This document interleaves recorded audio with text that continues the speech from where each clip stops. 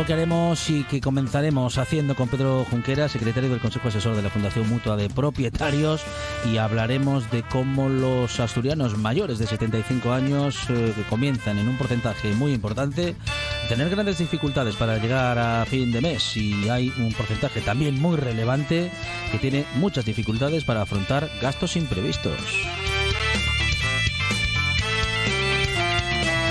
Y vamos a continuar con la buena tarde. Vamos a iniciar sobre todo nuestras conversaciones del día. Lo hacemos ahora con el secretario del Consejo Asesor de la Fundación Mutua de Propietarios, Pedro Junquera. Pedro, ¿qué tal? Buenas tardes.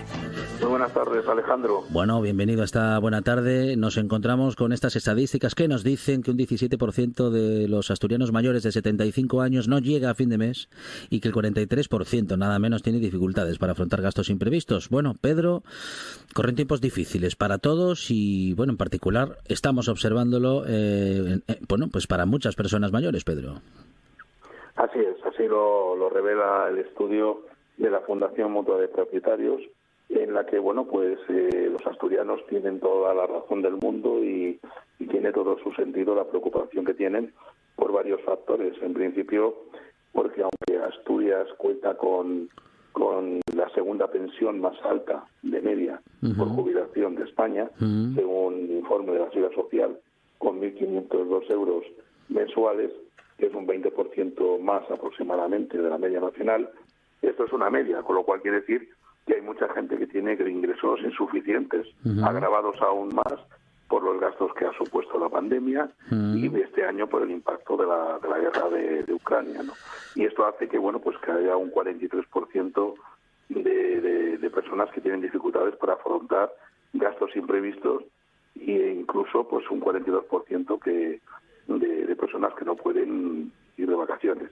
Esto además cabe pensar que es una situación que se va a agravar en virtud de la caída que viene registrando la tasa de sustitución de la pensión pública de nuestro país. Es decir, la parte del último salario medio antes de la jubilación que convertimos en pensión pública. Esta tasa era del 72,30% el año pasado, lo que significa que 1.000 euros de pensión, 1.000 euros de salario, último salario, lo convertíamos en 723 euros de pensión pública, y esto no parece que vaya a mejorar, sino más bien lo contrario, irá cayendo, porque nos iremos homologando a la media de países de nuestro entorno, que son del 49%, es decir, 490 euros de pensión por cada 1.000 euros de último salario medio, o del 52% de la Unión Europea. Y luego, por último, la inversión de la pirámide probacional provocada por los cambios demográficos en nuestro país es sin duda uno de los motivos que más impacta en esta reducción de las pensiones públicas en un sistema de reparto como el que tenemos en España, ya que en los últimos años la base de la pirámide, que es la que se encuentra la mayoría activa que genera ingresos, cada vez se estrecha más, y el vértice de esa pirámide, que es en la que se encuentra la población que recibe pensión de jubilación, cada vez es más ancha. Por lo tanto, cada vez son menos los que contribuyen y más los que perciben pensión. Decía hace un momento, hablando de los países del entorno, que tendemos a, digamos que a convertir a llegar a ese porcentaje de pensión del 49% respecto de los últimos ingresos o de los ingresos medios durante la vida laboral, pero claro, en los países del entorno el 49% se realiza o se aplica sobre una media mucho mayor, porque en los países del entorno los ingresos son mucho mayores, en la mayoría de los casos durante la vida laboral. Bueno, las diferencias importantes es que, en España el primer pilar del estado de bienestar, que es el Estado, tiene un mayor peso en lo que es la pensión de lo que ocurre en otros países de nuestro entorno. En otros países esa reducción o esa menor importancia que tiene el primer pilar del estado de bienestar, que es el Estado, se ha visto en muchos casos compensada con las figuras del segundo pilar, que es la empresa, a través de planes de pensiones en las propias empresas y también a través del ahorro individual, ¿no?, del tercer pilar, que sería el particular, ¿no? Es decir, hay muchas razones que de alguna manera podrían explicar cuál es la situación, pero lo que sí que es verdad es que hay un desequilibrio que se viene manifestando en los últimos años en España, que había sido siempre pues un país donde el pilar del Estado pues realmente cubría las necesidades de la pensión. De hecho, la tasa de sustitución hasta no hace muchos años, hasta mediados de los 70, estaba en más del 80%, o sea que la gente al final convertía en pensión la práctica totalidad de sus salarios, ¿no?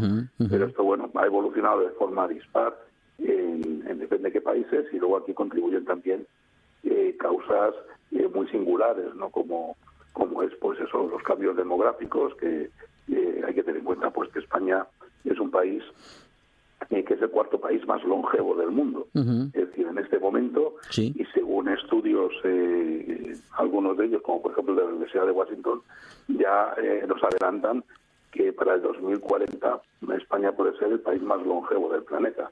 Y ya hay más defunciones que nacimientos.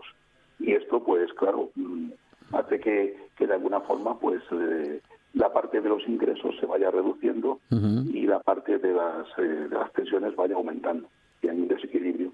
Es decir, esto es, bueno, pues habrá que combinar, como pasa en algunos países, lo que es un sistema puro de reparto con un sistema también de capitalización. Pero en fin, eso ya meternos en historias que nada tienen que ver con este... O sí pueden tener que ver, pero tienen que ver más con la solución a los problemas que con el estudio en sí. Bueno, una de las modificaciones que se han hecho en los últimos años es la de aumentar progresivamente la edad de jubilación, también no solamente la edad mínima para jubilarse, sino también los años mínimos aportados a la seguridad social para poder percibir pensión o jubilación, pero bueno, tal parece que ese tipo de medidas no lleguen a ser suficientes de momento y haya que tomar otras decisiones, otro tipo de reestructuraciones, Pedro.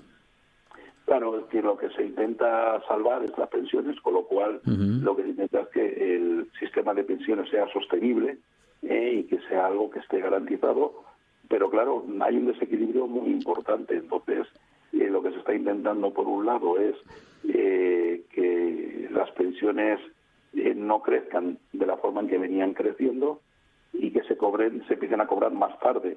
Cobrarlas más tarde significa, aparte de que bueno, pues que figuramos como gasto un poco más tarde, también que seguimos generando ingresos y por lo tanto cotización a la seguridad social. Luego tampoco contribuye, tampoco ayuda pues los salarios que de alguna manera pues en los últimos años pues no son salarios altos, lo cual significa que las cotizaciones tampoco lo son.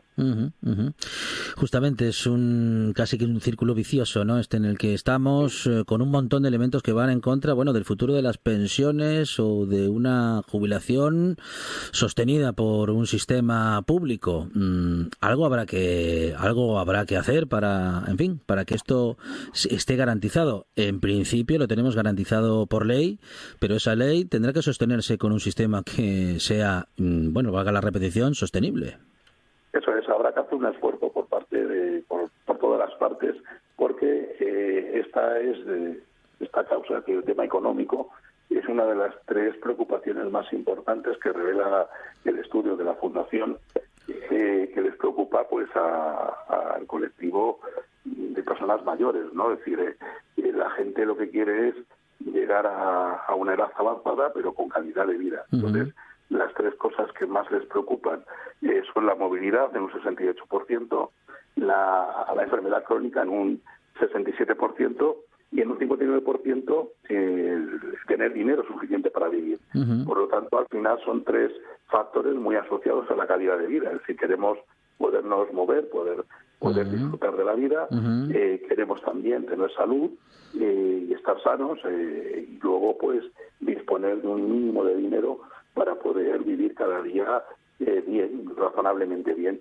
Por eso, ese tema de las pensiones, efectivamente, como bien dices, habrá que solucionarlo y bueno, pues al final todos tendremos que entender bien el problema y estar, bueno, pues contribuyendo para la solución.